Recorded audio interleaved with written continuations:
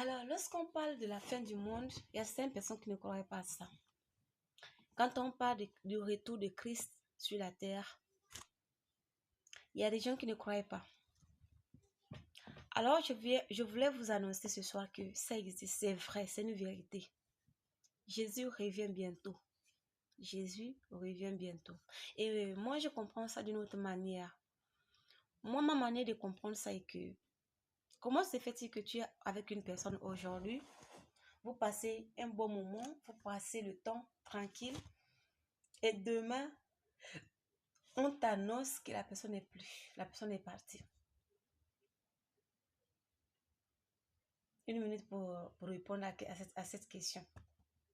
Tu es avec une personne, vous passez un bon moment, vous mangez, vous blaguez, vous riez, vous rigolez et tout.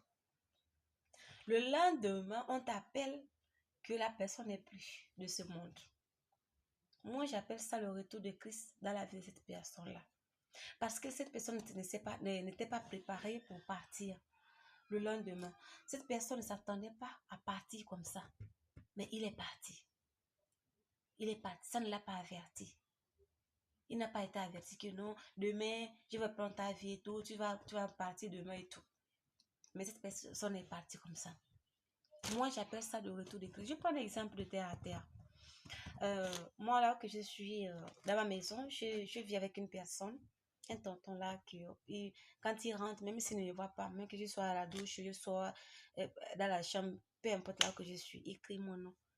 Il m'appelle Tantine. Tantine, tu es où? Tu es où et tout? Il faut que je sorte. Si je ne suis pas là, on dit que non, elle n'est pas là, elle est sortie et tout.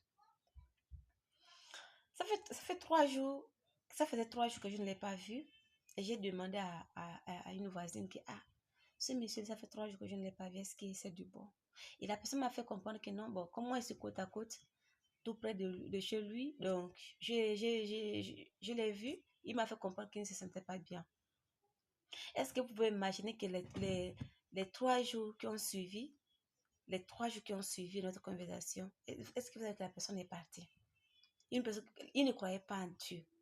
Mais quand en même temps, il est arrivé, je lui ai posé la question, tonton, c'est du bon que je ne t'ai pas vu, ça fait 3 jours.